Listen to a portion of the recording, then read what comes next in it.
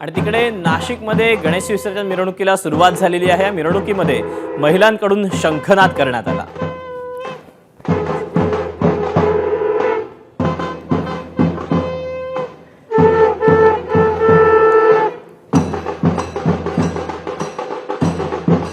नाशिकच्या गणेश विसर्जन मिरवणुकीला सुरुवात झालेली आहे।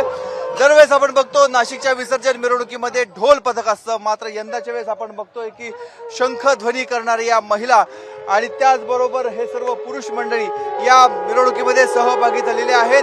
प्रत्येक जण आपापल्या पद्धतीने या मिरवणुकीची शोभा वाढवत असतो, या मिरवणुकीमध्ये सहभागी होत असतो आणि हा शंखध्वनी जोर जोरामध्ये सुरू झालेला आहे। संपूर्ण मिरवणूक मार्गामध्ये याचा दणदणाट आपल्याला बघायला मिळतो आहे।